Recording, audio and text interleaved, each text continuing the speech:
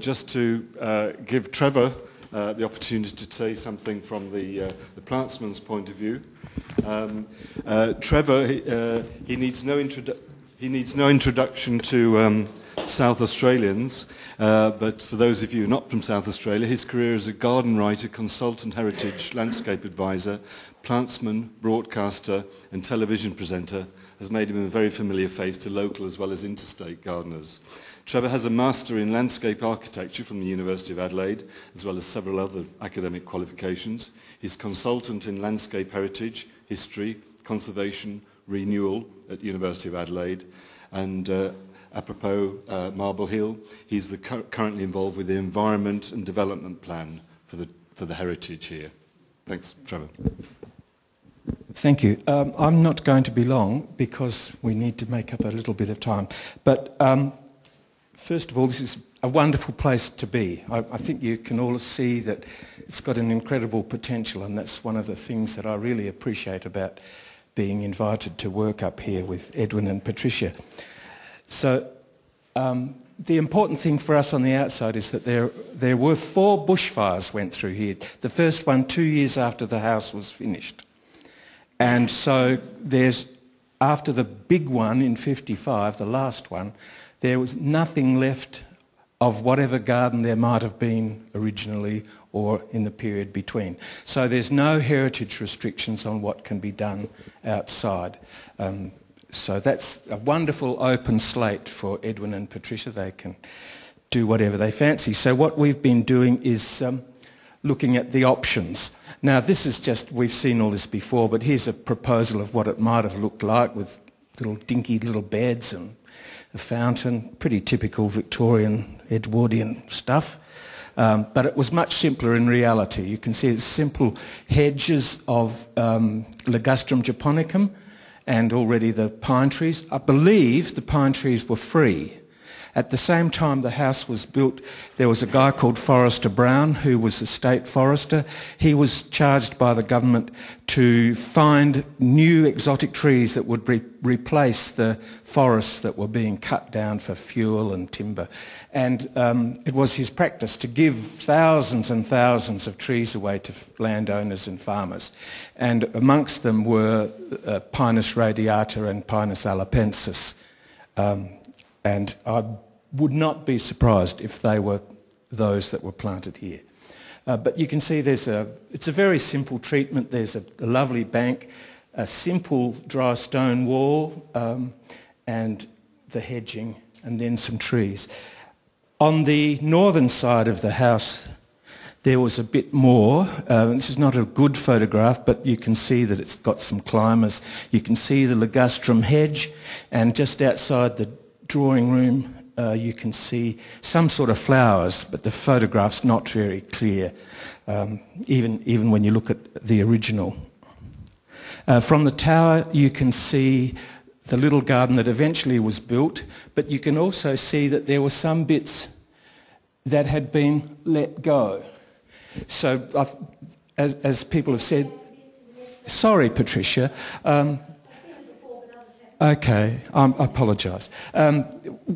We know that 15 governors and their wives lived here, but there were people who didn't live here. They didn't like it and they didn't come up here. And at the time that there was the practice for when new governors arrived with their wives from the British Foreign Office and the state government, they received a sum of money to buy furniture or bring furniture and to redevelop things according to their own sense of style and taste. So what I'm concluding from what I've seen of the few photographs that do survive that show the garden was that from time to time various governors or their wives, probably their wives, just said, oh, this is old-fashioned, boring crap, let's do away with it and we'll have something else. We'll see another one of those later. But you can see really the pine trees are starting to get well away, and they kept on growing as they do, but you can still see the hedge around the driveway. And in one of them you can see some potted plants on the stairs. But here's a later piece of gardening, typical standard roses, but with the trees way up in the background. And it hasn't survived anyway, but I don't think it's particularly significant. What was significant was this massive ring of pine trees around the place because they burn so beautifully. So one of the first things on our plan is that there will be very few pine trees, and none at all of pinus, but we have looked pretty seriously at what's available as local evidence of how things were. So other houses not far away is Forest Lodge, where there was a huge collection of conifers, and it's still there and slowly falling apart. There was some people from this part of South Australia did travel overseas and bought plants in Japan and imported them in the days before plant quarantine, and they brought back, we had this converted to fit this new machine, so I'm sorry it's converted it the wrong way, but yes, you can see they did bring back things to illustrate the plants that they had purchased in Japan. Oh, that one's upside down. Oh dear.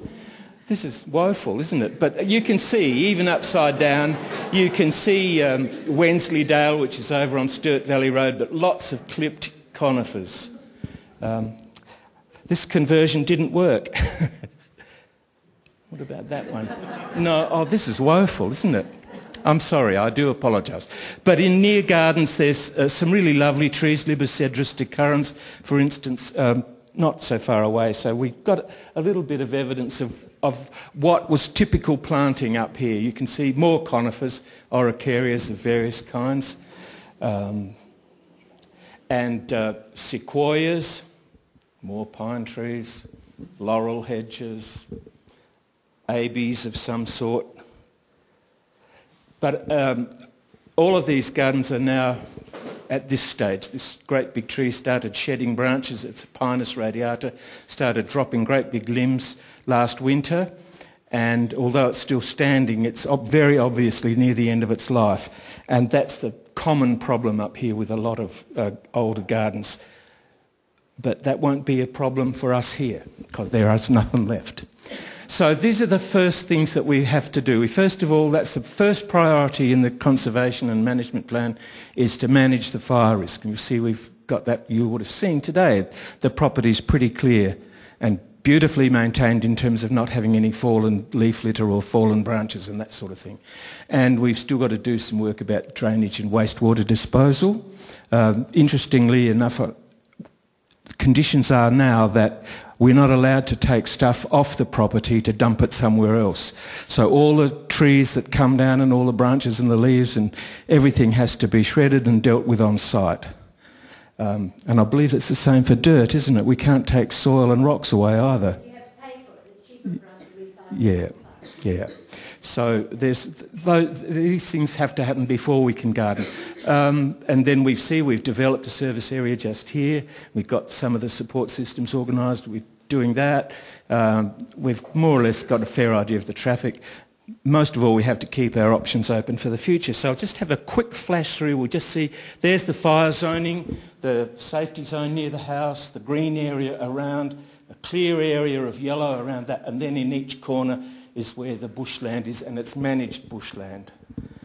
No blackberries, no gorse, no broom. It's very carefully managed. So here are some of the options. I'm allowed to use this one because I work there sometimes. And, oh dear. Well, there's a dining room anyway at the chateau. And they have a fabulous garden show every year, twice.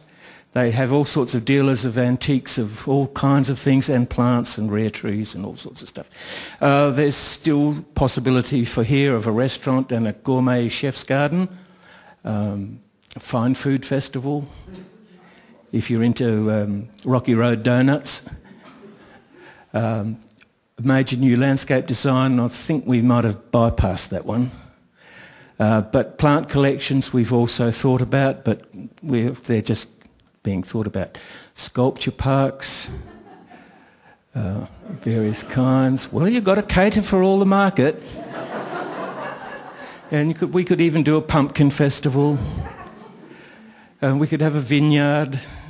We could have a rare breed event. That's a film crew working sideways.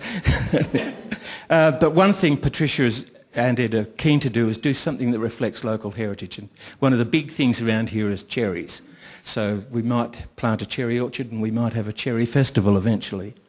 But there you are, more stuff, lots of options, all under consideration. And the main difference for me is that this is a private patronage. There's a lot of personal fulfilment involved, and there's a lot of P's, passion and positivity, and they've got a perspective and they're going to stick with it, and they are proud of what they're doing, and they've got the push and pull and power to make it happen, and they're providing for it. It's not something that's going to be reliant on anyone else's goodwill or government funding, and they've got a sense of passing things down to the future. And so we're trying to keep lots of things in mind, and I hope you're not laughing at anything rude, but yes, it's about developing something for the future that the children and heirs will be able to do something with. And as a person working in, as a consultant in this situation, there's a lot of other things that go through my head, but it's a wonderful opportunity to do things, and they're really great people, and I'm really pleased to be associated with it. So, yeah. Okay, that's it. Thank you.